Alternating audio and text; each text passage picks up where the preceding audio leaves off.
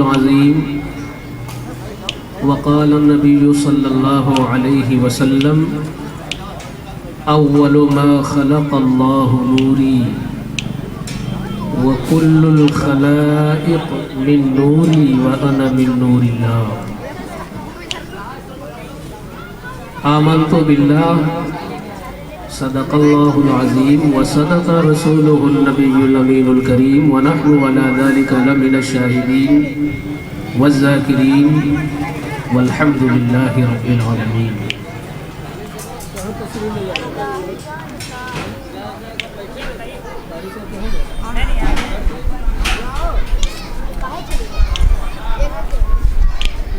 مجھے بڑی خوشی ہو رہی ہے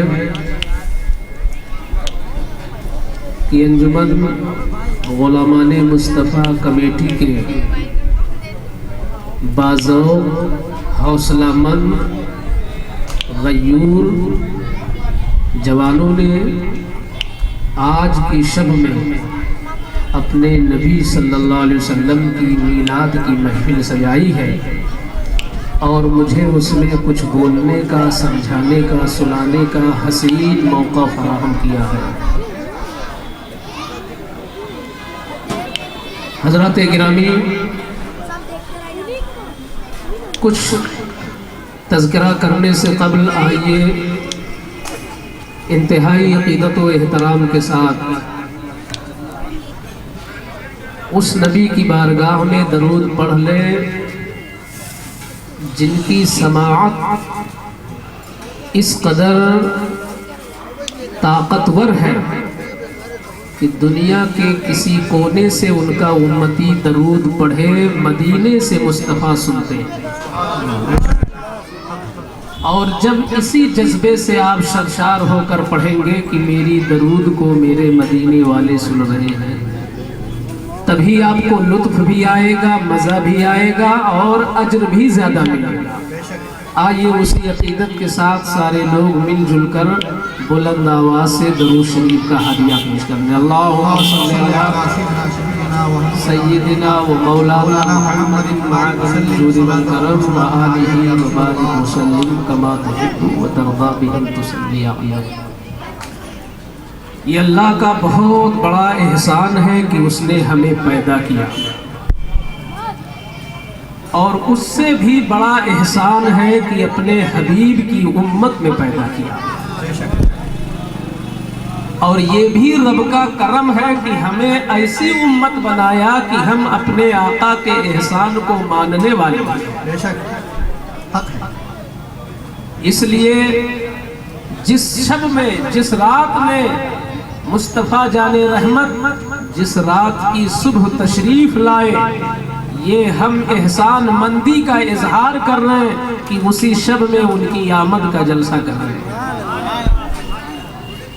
نبی کی آمد سے پہلے کائنات میں کیا تھا، تفصیل بہت ہے، مگر ایک شاعر نے اسے اکٹھا کیا ہے، ایک اندازہ، ایک جھلک اس کی پیش کیا ہے۔ کون ایسا اندھیرا تھا جو دنیا میں چھایا نہ ہو،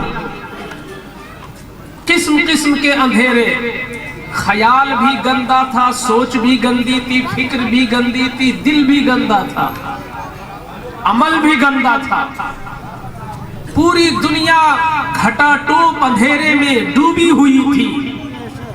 شاعر کہتا ہے جہاں تاریک تھا ظلمت کدا تھا، سخت کالا تھا۔ اس دنیا کا حال کیا تھا، جہاں تاریک تھا ظلمت کدا تھا، سخت کالا تھا، کوئی پردے سے کیا نکلا کہ گھر گھر میں اجالا۔ نبی آئے تو گھروں میں اجالے ہو گئے، اور میں آگے بڑھا دوں کہ گھروں میں صرف نہیں، دلوں میں اجالے ہو گئے۔ دل بھی ہمارا اجالا والا ہو گیا سرکار کی آمد سے۔ کیوں اجالا ہو گیا؟ اس لیے کہ سرکار ظاہر میں تو انسان بن کر آئے مگر حقیقت میں نور بن کر کے آئے۔ اسی لیے میں نے سوچا کہ آج ان دیوانوں کی محفل میں اسی آیت کو پڑھ لوں جس میں اللہ نے اپنے نبی کو نور کہہ دیا ہے۔ اللہ نے کیا فرمایا؟ قد جاءکم من اللہ نور،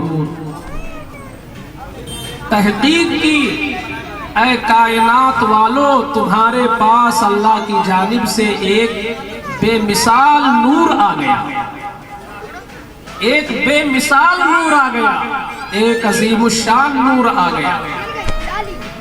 نور کا معنی تو اجالا ہوتا ہے، روشنی، جیسے یہ آپ روشنی جھلک رہی ہے، اس کی کرنیں ہماری آنکھوں کو چکا چوند کر رہی ہیں، تو اس روشنی، اس اجالے کو نور کہا جاتا ہے۔ اور نور کا ایک مفہوم یہ بھی ہے جو خود روشن ہو اور دوسرے کو بھی روشن کر دے۔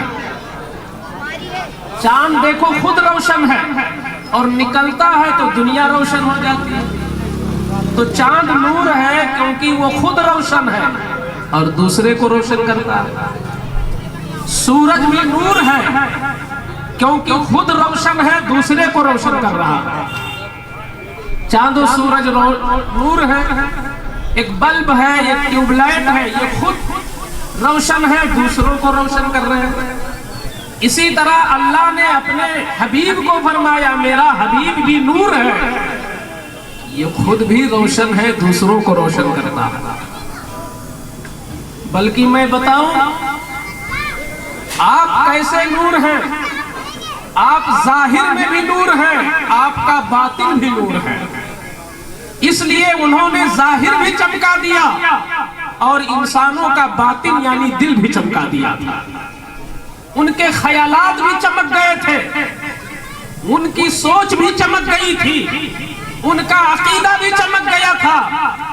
کفر و جہالت میں ڈوبے ہوئے انسان دین کے رہنما بن کے تیار ہو گئے تھے۔ اللہ کے رسول نے انہیں ایسا چمکایا تھا۔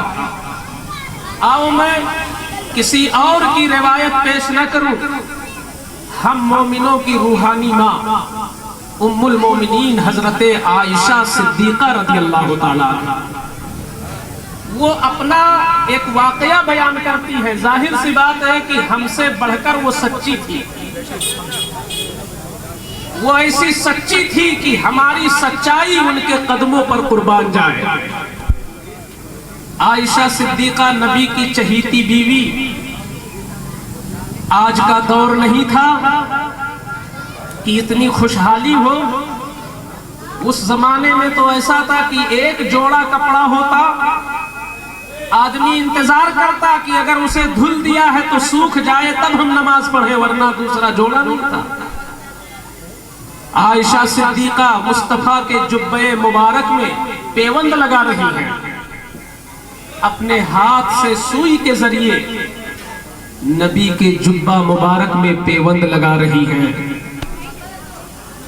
چراغ بھی نہیں تھا اس وقت، اتنا زیادہ اس قدر فراخی نہیں تھی کہ آدمی پوری رات اپنے گھر کو، اپنے کمرے کو روشن کرے۔ ضرورت پڑتی جب روشنی کی جاتی، اتنی غربت تھی۔ عائشہ صدیقہ نے نبی کے جبہ مبارک کو سینا شروع کیا تو اندھیرے میں آپ کے ہاتھ سے سوئی گر گئی، سوئی گر گئی۔ چراغ روشن کیا، تلاش کیا، فرماتی ہے کہ سوئی نہ مل پائی۔ میں پریشان تھی کہ سوئی کہاں گم ہو گئی، تلاش ہی رہی تھی۔ فرماتی ہے فدخل رسول اللہ صلی اللہ تعالی علیہ وسلم حتی تبیضت الابرۃ بشعاع نور وجہہ صلی اللہ علیہ وسلم، میں سوئی کو ڈھونڈ رہی تھی، اتنے میں میرے نوری آقا باہر سے اندر تشریف لے آئے۔ نبی کا آنا تھا کہ ان کے چہرے سے اتنا نور چمکا، اتنا نور چمکا کہ میں نے اپنی سوئی کو پا لیا تھا۔ نعرہ تکبیر، نعرہ رسالت، جشن آمد رسول، علماء اہل سنت، سبحان اللہ۔ جو سوئی چراغ کی روشنی سے نہ مل چکی وہ مصطفیٰ کے چہرے سے مل گئی تھی، اس لیے کہ مصطفیٰ کا چہرہ وہ چہرہ ہے جس چہرے کی چمک کا صدقہ ملا ہے سورج کو۔ یہ سورج اتنا آب و تاب کے ساتھ جو چمک رہا ہے، چوتھے آسمان میں ہے سورج، اور آپ جانتے ہو کہ زمین سے آسمان تک کتنی دوری، اور پھر آسمان اول سے آسمان ثانی تک کتنی دوری، پھر ثانی سے ثالث، ثالث سے رابع، اول سے دوسرا، دوسرا سے تیسرا، تیسرا سے چوتھا، کتنی دور ہے یہ سورج۔ مگر یہ سورج اگر مئی جون کے مہینے میں ٹھیک 12 بجے جب چمکتا ہے تو کیا کوئی 18 سال کا جوان اپنی آنکھیں ملا سکتا ہے؟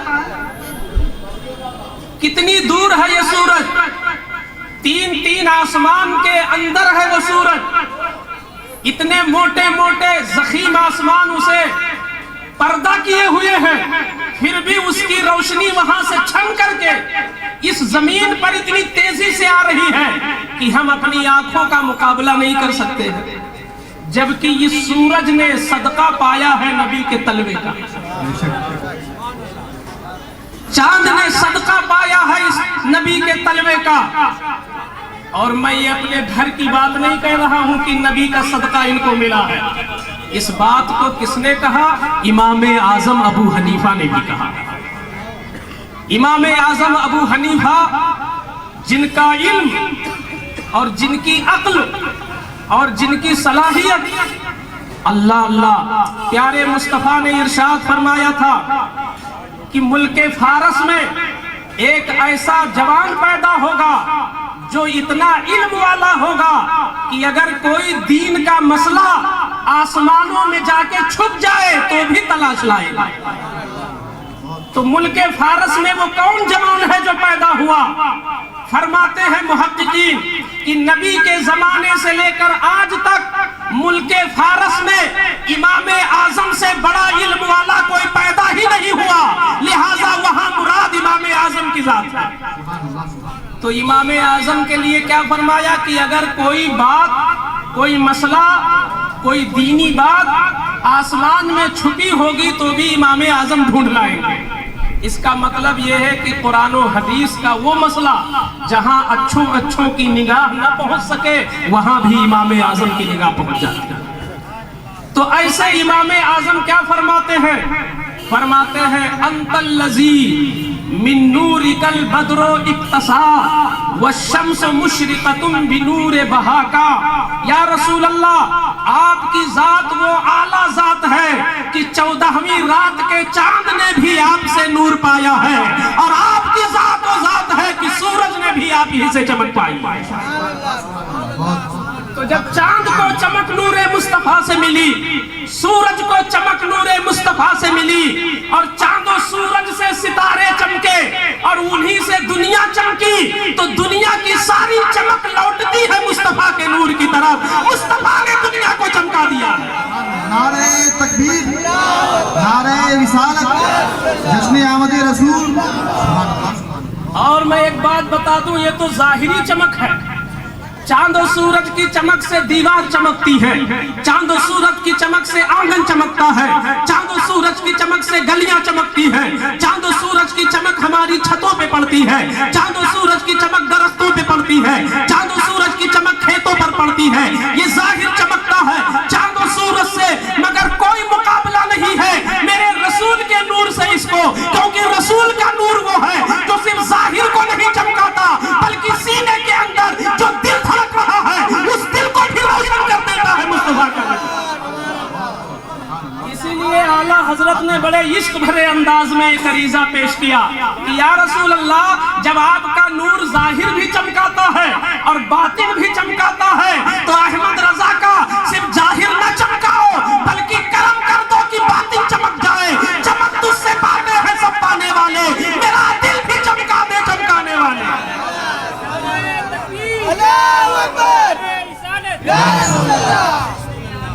مصطفیٰ نے سب کچھ چمکایا، ایسا نور کہ اگر لکڑی کو چھو دے تو راڈ بن جائے۔ آپ ٹیوب لائٹ دیکھتے ہو نا، ٹیوب لائٹ کا کنیکشن آپ نے کر دیا اور بٹن دبا دیا، تار کے ذریعے لائٹ آئی اور راڈ چمکنے لگی۔ کنیکشن ہٹ جائے تو کوئی روشنی نہیں، جوڑ دو تو روشن ہے۔ ایک راڈ کے ذریعے آپ گلیوں کی تاریکی دور کر دیتے ہو، راستوں کا اندھیرا دور کر دیتے ہو۔ راستوں کی ظلمت دور کر دیتے ہو، مگر یہ آج کا ترقی یافتہ دور ہے، آج کا ٹیکنالوجی کا دور ہے، آج یہ سائنس کا دور ہے، آج یہ عقل کا دور ہے، آج یہ پڑھا لکھا دور ہے، آج روشن خیالی کا دور ہے، آج انسان ترقی کر چکا ہے کہ راڈ اور ٹیوب لائٹ کے ذریعے، قمقموں کے ذریعے، بلب کے ذریعے اپنی گلیوں کی تاریکیوں کو چمکاتا ہے، مگر مصطفیٰ کے زمانے میں یہ مادی چیز موجود نہ تھی، یہ لائٹیں نہ تھی، یہ بلب نہ تھے، یہ ٹیوب لائٹ نہ تھے۔ ایسے موقع پر اگر ضرورت محسوس ہوئی ہے، صحابہ کو گلیوں میں چلنے کی ضرورت محسوس ہوئی، وہ ٹارچ بھی نہیں تھی کہ ٹارچ کے ذریعے اندھیرا دور کر دے۔ ایک صحابی ہے، مصطفیٰ کے دربار میں بیٹھے ہیں، نبی کی باتیں سن رہے ہیں، رات کی تاریکی بڑھ گئی، جب گھر جانا ہوا عرض کرتے ہیں یا رسول اللہ گھر کیسے پہنچے، رات تاریک ہے، گھر کیسے جائے، رات تاریک ہے، کہیں دشمن حملہ نہ کر دے، کہیں موذی جانور کاٹ نہ لے۔ نبی فرماتے ہیں تم کسی مجبور کے پاس نہیں ہو، تم مختار نبی کے پاس بیٹھے ہو، گھبرانے کی کوئی ضرورت نہیں ہے۔ کمرے سے ایک لکڑی اٹھاتے ہیں اور لکڑی کو چھو لیتے ہیں، قسم خدا کی وہ لکڑی ایسی چمکی جیسے رات چمکتی ہے اور صحابہ نے گھر میں پہنچ جاتے ہیں۔ تو یہ نبی ہے جو لکڑی کو راڈ کر دیتے ہیں، اس نبی کو اللہ نے نور بنا کے بھیجا۔ دنیا والوں نے دیکھا کہ پیر کے دن صبح صادق کے وقت جو پیدا ہوا وہ ہاتھ اور کان کے ساتھ پیدا ہوا، پیر کے ساتھ پیدا ہوا، اعضائے انسانی لے کر آیا۔ نور میں تو ہاتھ نہیں ہوتا، نور میں پیر تو ہوتے نہیں، یہ نبی کیسے نور ہے جو ہاتھ اور پیر کے ساتھ آ رہے ہیں؟ ایک شبہ ہوتا ہے کہ نہیں؟ بھئی چاند کو نور کہا جائے تو کوئی شک نہیں، سورج کو نور کہا جائے تو کوئی شک نہیں، لیکن کسی انسان کو نور کہا جائے تو آدمی تھوڑی دیر کے لیے تذبذب کا شکار ہوتا ہے، یہ نور ہے؟ حالانکہ ہاتھ بھی ہے، پیر بھی ہے، آنکھیں ہیں، کان ہے، سارے معاملات ہیں، یہ نور کیسے ہے؟ تو میں بتاؤں یہ رب کا بہت بڑا کرم ہے کہ نور بنایا مگر لباس بشریت کا پہنا دیا۔ نور بنایا اور لباس بشریت کا پہنا دیا، کیونکہ ہم بشر تھے، اس نور سے فیض کیسے لیتے، اس نور سے طریقہ کیسے سیکھتے؟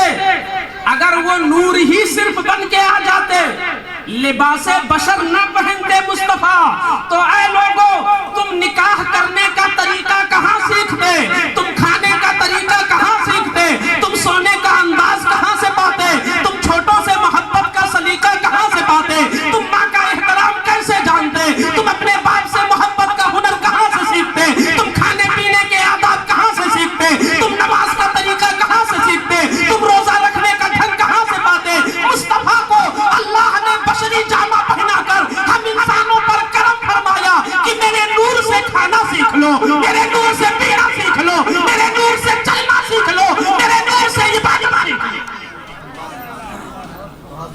فی حقیقت نور لباس بشر کا تھا تاکہ ہم گنہگاروں کو طریقہ مل جائے، ورنہ دلالتوں میں ہم ٹہلتے رہتے، گمراہیوں میں ہم شکار ہوتے، انگریز کی تہذیب کے ہم محتاج ہوتے، یورپ کی تہذیب کے ہم محتاج ہوتے، مگر مصطفیٰ کو لباس بشری پہنا کر رب نے ایسا کرم فرمایا کہ دنیا کی ساری قومیں آج بھیک مانگتی ہے اسلام کی چوکھٹ سے، جس کو لینا ہو اسلام کی چوکھٹ پہ آ کے لے۔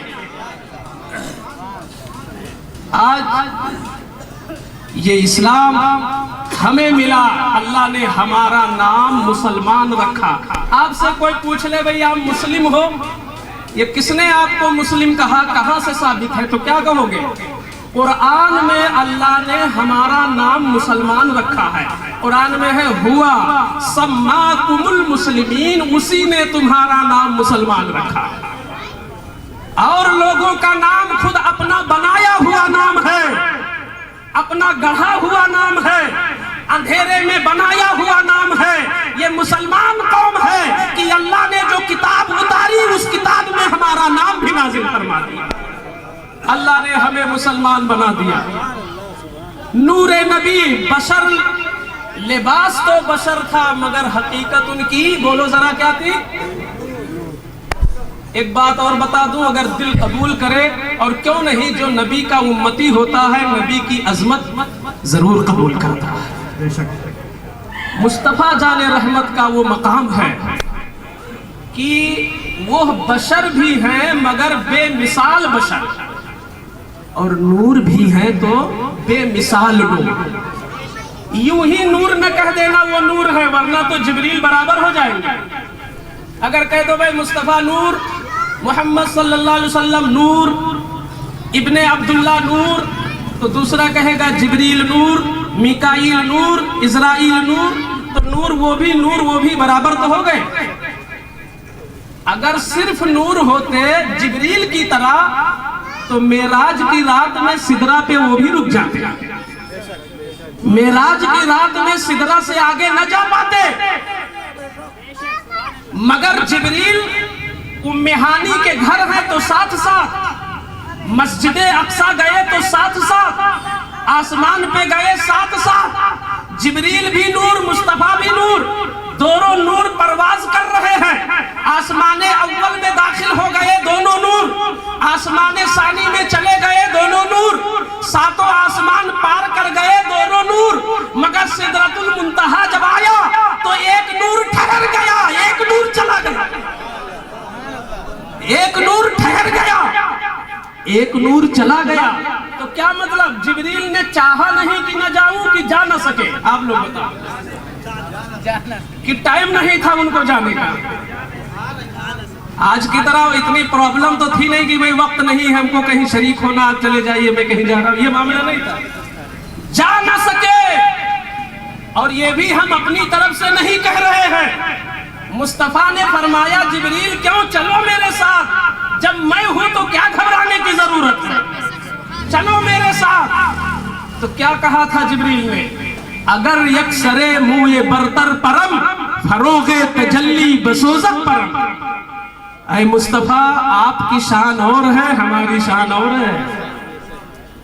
اے مصطفیٰ آگے معاملہ لامکہ ہے، آگے انوار الہی ہے، آگے تجلیات ربانی ہے، آگے نور الہی کا سمندر نظر آ رہا ہے۔ اے محبوب ایک بال کے برابر بھی جاؤں گا تو نور الہی سے جل جاؤں گا۔ 1 کلومیٹر کی بات نہیں کی تھی، ایک بالسٹ کی بات بھی نہیں کی تھی، ایک بال کے برابر، ایک بال کی کیا مجال، کیا اس کی کمیت اور کیفیت ہے۔ ایک بال کے برابر جاؤں گا تو کیا فرمایا؟ عرض کیا یا رسول اللہ نور الہی سے میرے پر جل جائیں گے۔ جبریل کا پر کتنا بڑا تھا؟ یہ پرندوں جیسا معمولی پر نہیں تھا، پرندوں جیسا معمولی پر نہیں تھا، بلکہ ان کے پر اتنے بڑے تھے کہ ایک بازو پھیلا دے تو دنیا کو ڈھانپ لے، اتنا ضخیم بازو جبریل کا۔ مگر کہتے ہیں یا رسول اللہ اگر ایک بال کے برابر چلوں گا تو نور الہی سے جل جاؤں گا۔ گویا جبریل جو فرشتوں کے سردار ہیں انہوں نے اپنا عقیدہ بتا دیا کہ نور میں بھی ہوں، مگر مصطفیٰ آپ بے مثال نور ہو، آپ نور والا نور ہو۔ تو اس لیے نہ جبریل کی طرح نور ہے نہ ہماری طرح بشر ہے۔ کیا ثابت ہوا؟ نہ ہماری طرح بشر ہے نہ جبریل کی طرح بشر ہے، تو بے مثال بشر، نور ہے تو بے مثال۔ آؤ دیکھو، کیا نبی کھانے کے محتاج تھے؟ کھانا کھایا مصطفیٰ نے کہ نہیں؟ پوری زندگی کھانا کھایا۔ یہ اور بات ہے کہ غریبوں کو تسلی دینے کے لیے مصطفیٰ نے پیٹ پر پتھر بھی باندھا۔ مصطفیٰ چاہتے تو مکہ اور مدینہ کے پہاڑ سونا بن جاتے، وہ پاور ملا تھا مصطفیٰ کو، مگر مصطفیٰ نے پہاڑوں کو سونا نہیں بنایا، بلکہ کدال اور پھاوڑے سے زمین بھی کھودا ہے، پیٹ پر پتھر بھی باندھا ہے، تاکہ ایک غریب یہ سوچ کر بیٹھ نہ جائے کہ ہم اس نبی کی پیروی کیا کریں، وہ تو امیروں کے نبی ہیں۔ نبی نے منبر پر خطبہ دے کر امیروں کے لیے نمونہ دیا ہے، اور مسجد نبوی میں اینٹیں لگا کر کے غریبوں کے لیے نمونہ پیش کیا۔ ताकि गरीब भी उनका कलमा पढ़े और अमीर भी उनका कलमा पढ़े, सबके नबी हैं। खाया भी मेरे मुस्तफ़ा ने, मगर क्या खाने के मोहताज थे वो? अंजुमन गुलामाने मुस्तफ़ा कमेटी के नौजवान के चेहरों पर हशाश बशाश और उनके चेहरों पर नूर, ये भी मुस्तफ़ा का फैजान है, सदका है। मैं साबित कर दूं आज कि मुस्तफ़ा खाने के मोहताज नहीं थे, ये खाना दाना खुद तरसता था कि मुझे नबी तनाउल कर ले, मुझे नबी तनाउल कर ले। वरना अगर खाने के मोहताज ही होते तो सौमे विसाल रखा नबी ने। सौमे विसाल जानते हो क्या है? जिसमें सहरी भी ना करो, इफ्तारी भी ना करो और दूसरा रोजा फिर रख लो। न सहर करो, न इफ्तार करो, न खाना खाओ फिर रोजा रखो। यही क्या हो गया? सौमे विसाल। विसाल का माना लगातार। तो लगातार रोजा वही तो है कि बीच में इफ्तारी ना आए, बीच में खाना ना आए, बीच में सहरी ना आए, डबल रोजा रखो। मुस्तफा ने एक मर्तबा सौमे विसाल शुरू कर दिया तो उनके मानने वाले जो सहाबा थे, अल्लाह अल्लाह, वो इतने मुखलिस थे, इतने ईमानदार थे और इतने नबी के चहीते थे, इतने नबी के आशिक थे कि आज का इंसान प्लानिंग बनाता है मैं मालदार कैसे बनूं, प्लानिंग बनाता है मैं कुर्सी कैसे पाऊं, प्लानिंग पाता है मैं सोसाइटी में डेवलप कैसे करूं, प्लानिंग बनाता है मैं अमीर कैसे बनूं। 24 घंटे में जितना वो जागता है उसका यही मंसूबा होता है, हम पड़ोसी पे आगे कैसे बढ़े, हम मोहल्ले में ऊंचा कैसे बने, हम शहर में बुलंद कैसे हो। आज हम हैं जो मालदारी की प्लानिंग बनाते हैं, आज हम हैं जो इक्तिदार और कुर्सी का मंसूबा बनाते हैं। मगर मुस्तफा के वो सहाबा दिनों रात जब बैठते तो ये प्लानिंग करते कि नबी की सुन्नत कैसे अपनाई जाए, नबी से मोहब्बत कैसे की जाए, नबी का इश्क कैसे पैदा किया जाए। नारे तकबीर, नारे तकबीर, नारे रिसालत, नारे रिसालत, जश्न ईद मिलादुन नबी, मुफ्ती शेर मोहम्मद साहब क़िबला, नारे तकबीर, नारे रिसालत। क्या कभी कोई मीटिंग आपकी हुई है इस मौजू पर कि सुन्नत कैसे अपनाई जाए मुस्तफा की? आज के दौर में कोई मीटिंग इस मौजू पर नहीं होती है। क्या कभी मुसलमान कोई मंसूबा बनाता है? 4 लोग बैठकर कभी ये तबादले ख्याल करते हैं कि आज के दौर में गुनाहों से कैसे बचा जा सकता? गुनाहों से बचने की प्लानिंग नहीं होती, सुन्नत रसूल अपनाने की प्लानिंग नहीं होती। प्लानिंग होती है तो मालदार बनने की प्लानिंग होती है। मगर मुस्तफा के सहाबा हमेशा के हमेशा सिर्फ जीने का कहीं से मिल जाए खुराक, सारी प्लानिंग सिर्फ इस पर खर्च होती थी कि नबी की कोई सुन्नत न छूटने पाए, नबी की कोई हदीस न छूटने पाए, मुस्तफा का कोई अमल मुझसे न छूटने पाए। यहाँ तक कि अगर नबी वजू करते और कभी वजू करने के बाद मुस्कुरा देते तो सहाबा उसको भी करते कि वो भी एक बार वजू करके मुस्कुरा देते। उस्मान गनी ने एक बार वजू किया और वजू करने के बाद खड़े हुए तो ऊपर देखा और हंसने लगे। तो लोगों ने कहा हुजूर क्या हुआ, आपको आसमान में क्या नजर आ गया, किस लिए मुस्कुरा रहे? तो अर्ज करते हैं कोई वजह नहीं है, मैंने अपने आका को एक मर्तबा ऐसे ही करते पाया था, मैंने भी नहीं कर लिया। तो नबी की कोई अदा छूट नहीं सकती थी सहाबा से। जब उन सहाबा ने देखा कि नबी एक ऐसा रोजा शुरू कर दिए हैं जिसमें इफ्तारी गायब है, सहरी गायब है, तो उन्होंने भी नकल शुरू कर दिया, नबी की पैरवी शुरू कर दिया और सौमे विसाल सहाबा ने भी शुरू कर दिया। मगर वो थे बशर, वो थे नूर, कैसे ये नकल हो पाती? बशरी तकाजा ये है कि जिस्म ताजा रहेगा गिजा मिलेगी, तो वक्त पे खाना मिलेगा जिस्म ताजा रहेगा, वक्त पे पानी मिलेगा जिस्म ताजा रहेगा।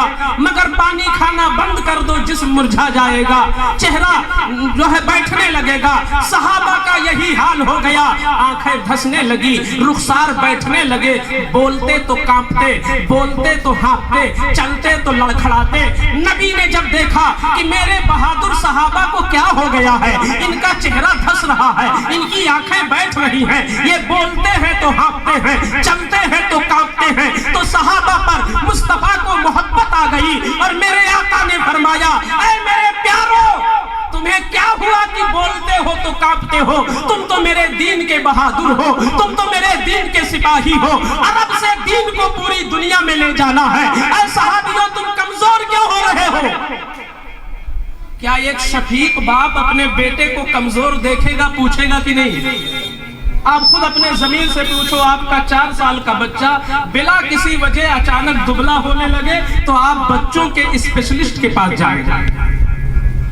ایک غریب آدمی جو نریگا میں کام کرتا ہو، یومیہ 250-300 کماتا ہو، وہ بھی اپنے بچوں کو بچوں کے ڈاکٹر کے پاس لے جانا چاہتا ہے کہ چاہے ہم پھٹا پرانا کپڑا پہنے مگر بچہ کمزور ہے تو بچوں کے ڈاکٹر کو دکھایا جائے۔ اے مسلمانوں، میں کہنا چاہتا ہوں کہ ایک باپ اپنے بیٹے سے اتنی محبت نہیں کرتا ہے جتنا مصطفیٰ اپنی ہر امت سے محبت کرتے ہیں۔ تو جب صحابہ کو دیکھا کہ صحابہ کمزور ہو رہے ہیں تو آقا نے بڑی محبت سے پوچھا میرے پیارو کیا ہو گیا ہے؟ تم تو بڑے بہادر تھے، یہ عرب کے بہادروں کیا ہو گیا ہے؟ تو صحابہ نے عرض کیا یا رسول اللہ آپ کی سنت ادا کر رہے ہیں، آپ کی سنت ادا کر رہے ہیں۔ آپ نے بھی ایسا روزہ رکھا، ہم لوگوں نے بھی شروع کر دیا کیونکہ آپ کی سنت ہم چھوڑنا گوارا کر ہی نہیں سکتے، تاکہ آنے والی قوم نبی کی ہر ادا کو پا سکے، مصطفیٰ کی زندگی کا ہر گوشہ امت تک پہنچ سکے۔ میرے آقا ہم آپ کی نقل کر رہے ہیں اس لیے کمزور ہو رہے ہیں۔ تو میرے آقا نے فرمایا اے دیوانو کیا ہوا تم کو، تم میری ہر نقل اتار لو گے؟ عرض کرتے یا رسول اللہ ہم لوگ حیرت میں ہیں کہ وہی کام آپ کر رہے ہو تو آپ کا چہرہ تازہ ہوتا چلا جا رہا ہے، اور وہی کام ہم کر رہے ہیں تو ہمارا چہرہ مرجھاتا چلا جا رہا ہے۔ یہ کیا وجہ ہے کہ آپ کی طاقت بڑھتی جا رہی ہے، آپ کی روحانیت بڑھتی جا رہی ہے، آپ کی قوت بڑھتی جا رہی ہے، مگر ہم ہیں کہ دبلے ہو رہے ہیں، ہم ہیں کہ کمزور ہو رہے ہیں۔ ایسے موقع پر ہمارے شبہ کو دور کیا مصطفیٰ نے اور فرمایا ایکم مثلی، تم میں کون ہے جو میری طرح ہو سکے؟ تم میں کون ہے جو میری طرح ہو سکے؟ کیا مطلب؟ تم میں سے کوئی میری طرح ہو ہی نہیں سکتا۔ یہ کس نے فرمایا؟ یہ اس نبی نے فرمایا جس نبی نے قرآن کی روشنی میں یہ کہا انما انا بشر مثلکم، میں تمہاری طرح بشر ہوں۔ ایک طرف کہہ رہے ہیں میں تمہاری طرح بشر ہوں، دوسری طرف کہہ رہے ہیں تم میں سے کوئی میری طرح نہیں ہو سکتا۔ کیا مطلب نکلا؟ کہ ظاہر میں تمہاری طرح ہوں، حقیقت میں نور الہی ہوں، تم میری حقیقت میں میری طرح نہیں ہو سکتے۔ حضرات میرے آقا نے جن لوگوں سے کہا تھا کون ہے جو میری طرح ہو سکے، وہاں کون تھا؟ ہم آپ تھے کیا؟ نبی کے سامنے کون تھے؟ ابو بکر صدیق نبی کے سامنے، عمر نبی کے سامنے، عثمان نبی کے سامنے، مولا علی نبی کے سامنے، ابو ہریرہ نبی کے سامنے، سعد بن وقاص نبی کے سامنے، بڑے بڑے اکابر صحابہ جن کی پرہیزگاری، جن کا تقوی، جن کا عشق رسول، جن کا خوف خدا، جن کی خشیت اس اعلیٰ درجے پر تھی کہ جب وہ سجدے میں جاتے تو جنت کی حوریں رش کیا کرتی تھی، جن کا تذکرہ جنت کی حوروں میں ہوا کرتا، جن کا تذکرہ آسمانی دنیا میں ہوا کرتا۔ ایسے اکابر صحابہ سے میرے نبی فرماتے ہیں کہ تم میں سے کوئی میری طرح نہیں ہو سکتا۔ تو عقیدہ مل گیا، جب ابو بکر نہیں ہو سکتے تو آج کا انسان کیسے ہو سکتا؟ نعرہ تکبیر، نعرہ رسالت، جشن میلاد النبی، شیر محمد صاحب قبلہ، نعرہ تکبیر، نعرہ رسالت۔ تو میں دلیل دے رہا تھا مصطفیٰ کھانے کے محتاج نہیں، کھانا ترستا ہے کہ نبی اپنے منہ میں ہمیں قبول کر لے۔ نبی نے کھانا بند کر دیا مگر چہرے کی تازگی قائم ہے، نبی نے پینا بند کر دیا مگر قوت بڑھ رہی ہے، نبی نے کھانا پینا چھوڑ دیا مگر نبی کی طاقت بڑھ رہی ہے۔ آقا فرماتے ہیں ایسے صحابیوں تم میں سے کوئی میری طرح نہیں ہو سکتا. لی قوت روحانیت من عند اللہ یطعمنی ربی ویسقینی. اے صحابہ سنو، اس لیے تم میری طرح نہیں ہو سکتے کہ اللہ کی بارگاہ سے مجھے ایک ایسی روحانی قوت ملی ہے جو تمہیں نہیں ملی ہے. خدا مجھے کھلا بھی دیتا ہے، خدا مجھے پلا بھی دیتا ہے، تم دیکھ نہیں پاتے. میں کہنا چاہتا ہوں وہ کون سا کھانا تھا جو اس درمیان خدا کھلا رہا تھا؟ وہ کون سا کھانا تھا جو مصطفیٰ کو اللہ کھلا رہا تھا؟ وہ کون سا پانی تھا جو اس زمانے میں پی رہے تھے؟ یہ نل کا پانی نہیں تھا، یہ تالاب کا پانی نہیں تھا، یہ برسات کا پانی نہیں تھا، یہ آسمان کا پانی نہیں تھا، یہ ٹیوب لائٹ کا پانی نہیں تھا. قسم خدا کی وہ لاہوتی پانی تھا، وہ ملکوتی پانی تھا، وہ خدا کے دربار کی وہ روحانی غذا تھی کہ 100ویں وصال میں مصطفیٰ کو مل رہی تھی، صحابہ کو نہیں مل رہی تھی. اس لیے صحابہ کمزور ہو رہے تھے، مصطفیٰ کی طاقت بڑھتی چلی جا رہی. تو آقا نے اس لیے کھایا یہ کھیت کھلیان والا کھانا تاکہ ہم غلاموں کو کھانے کا طریقہ مل جائے، ہم کو کھانے کا ہنر مل جائے. مصطفیٰ نے ہمارا ظاہر بھی چمکایا اپنے نور سے اور ہمارا باطن بھی چمکایا اپنے نور سے. ورنہ ہمارا باطن، ہمارا دل اتنا گندا تھا، اتنا گندا تھا کہ ایک سگا باپ اپنی سگی بیٹی کو جب تک زندہ زمین میں گاڑ نہ دیتا تو اسے سکون نہیں ملا کرتا تھا، چین نہیں ملتا تھا. یہ اور کتابوں کی ہسٹری نہیں سنا رہا ہوں، اللہ کی کتاب قرآن مبین پڑھو، اس میں عرب کا وہ واقعہ، اس دور کا منظر موجود ہے کہ جب کسی انسان کے گھر میں کوئی لڑکی پیدا ہو جاتی، اگر اسے خبر ملتی کہ میری بیوی کے پیٹ سے جو بچہ آیا ہے وہ لڑکی ہے، تو جانتے ہو کیا ہوتا؟ اس کا چہرہ لال ہو جاتا مارے غصے کے. وَإِذَا بُشِّرَ أَحَدُهُمْ بِالْأُنْثَىٰ وَلَّ وَجْهُهُ مُسْوَدًّا وَهُوَ كَظِيمٌ. جب کسی انسان کو یہ میسج ملتی کہ میری بیوی کے حمل سے بچی آئی ہے تو اس کا چہرہ لال پیلا ہو جاتا، سرخ ہو جاتا، اور وہ یہ سوچتا کہ کتنی جلد اسے دفن کر دوں ورنہ سوسائٹی میں کون سا منہ دکھاؤں گا. کیسا گندا خیال تھا. ایک بندر بھی تو اپنے بچے کو اپنے سینے سے لگائے ہیں، اپنی چھاتی سے چپکائے ہیں. ایک بندر بھی اپنے بچے کو، اس بندر سے بھی بدتر تھا انسان اس دور میں کہ اپنی سگی بیٹی کو ہزاروں من مٹی کے نیچے داب دیا کرتا تھا. دیکھنے میں انسان تھا مگر شیطان تھا، دیکھنے میں انسان تھا مگر جانور سے بھی بدتر تھا. کیونکہ جانور اپنے بچوں کو دودھ پلاتے، چاہے نر ہو چاہے مادہ ہو، چاہے مذکر ہو چاہے مؤنث ہو، مگر یہ انسان تھا کہ لڑکے کو باقی رکھتا، لڑکیوں کو زندہ گاڑ دیتا. تو جانور سے بدتر تھا کہ نہیں تھا؟ جانور سے برا تھا کہ نہیں تھا؟ یہ نوری آقا کی آمد کا فیضان ہے، یہ مصطفیٰ کی ولادت کی برکت ہے کہ مصطفیٰ تشریف لائے تو ارشاد فرماتے ہیں، اے لوگوں سنو سنو، تم کہاں بھٹکے ہو، تم کہاں بھولے ہو، تم کہاں جا رہے ہو؟ سنو سنو، جس کے گھر میں بچی پیدا ہو جائے اور اپنی بچی کی پرورش کر لے جائے اور عزت کے ساتھ شادی بیاہ کر کے رخصت کر دے تو کل قیامت کے دن میرے اتنا قریب ہوگا جیسے انگلیاں قریب قریب ہیں. جب یہ پیغام میرے نبی نے سنایا اور فرمایا جس کے یہاں پہل بچی ہو جائے تو وہ خوش ہو کہ آقا کی سنت ادا ہو گئی.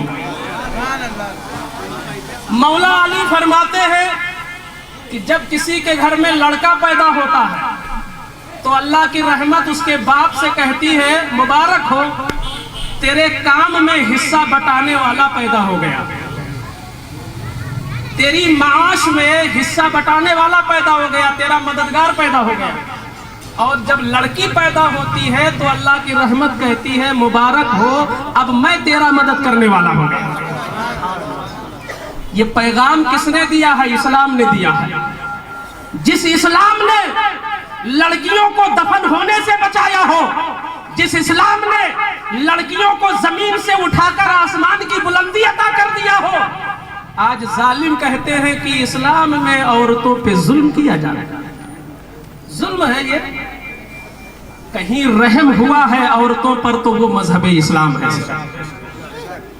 امریکہ کی، افریقہ کی، برطانیہ کی ہزاروں عورتیں ہیں، وہ بھی جاہلہ نہیں، پڑھی لکھی عورتیں جنہوں نے خود بخود اسلام کو قبول کر لیا ہے.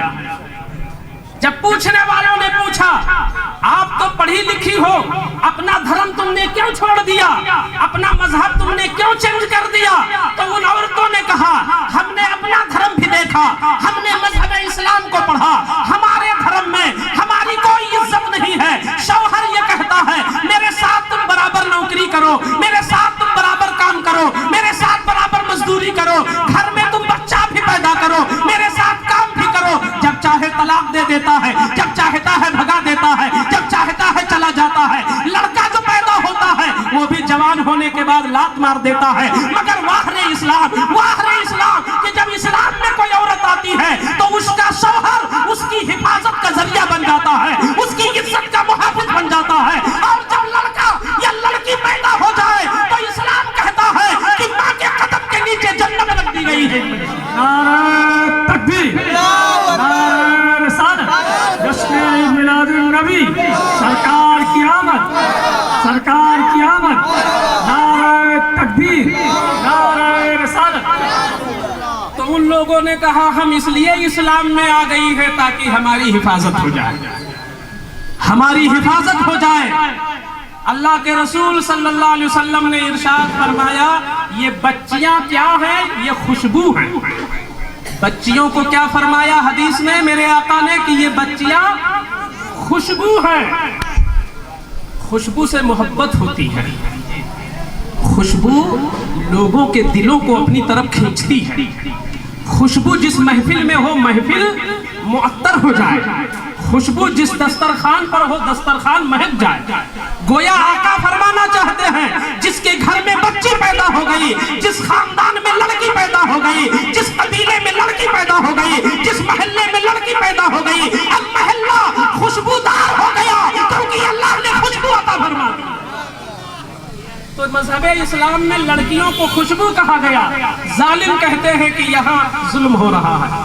اگر ظلم ہی ہوتا تو میں کہتا ہوں جس زمانے میں عورتوں کو کوئی ملکیت تھی ہی نہیں، پراپرٹی کا کوئی حق نہیں تھا، جائیداد بنانے کا کوئی حق نہیں تھا، اس زمانے میں میرے پیغمبر نے خدیجۃ الکبریٰ کے ساتھ شرکت کر کے ملک شام میں تجارت کر کے حضرت خدیجہ کو ملکہ بنا دیا. آج کی حکومت یا آج کا حاکم کوئی بھی ہو، میں کسی کا نام نہیں لیتا، پوری دنیا کے رہنماؤں کو میں چیلنج کرتا ہوں آؤ اسلام کی طرح تم نمونہ پیش کر کے بتاؤ. تم کہتے ہو کہ اسلام میں عورتوں پر ظلم ہوا، اللہ آج پوری دنیا صرف پیپر میں لکھتی ہے، صرف بولتی ہے ٹی وی پہ، صرف بولتے ہیں لوگ اور صرف بیان دیتے ہیں کہ ہم غربت مٹا رہے ہیں، ہم بیواؤں کی مدد کر رہے ہیں، ہم بیواؤں کو بیلنس دے رہے ہیں، ہم بیواؤں کے کھاتے میں پیسے ڈال رہے ہیں. مگر میں کہتا ہوں بیوہ آج بھی پریشان ہے، بیوہ آج بھی پریشان ہے، بیوہ گلیوں میں گھوم رہی ہے، بیوہ چوراہوں پہ کھڑی ہے، بیوہ محلوں میں گھوم رہی ہے. بیواؤں کا اضطراب کوئی دور نہیں کر سکتا. ارے جس زمانے میں بیواؤں کے ساتھ ایسا برا سلوک تھا کہ گدھے کی پیٹھ پہ بٹھا کر کے محلے میں گھمایا جاتا تھا اور کہا جاتا تھا لوگوں اس کا چہرہ دیکھ لو یہ منحوس عورت ہے، اس کا شوہر مر گیا ہے. جس کا شوہر مر جاتا عرب والے اسے کسی گھر میں بند کر دیتے، نہ جلدی اسے غسل کا پانی بھی نہیں دیتے، نہانے کا پانی بھی نہیں دیتے، کپڑا صاف کرنے کا صابن بھی نہیں دیتے، اس کا کپڑا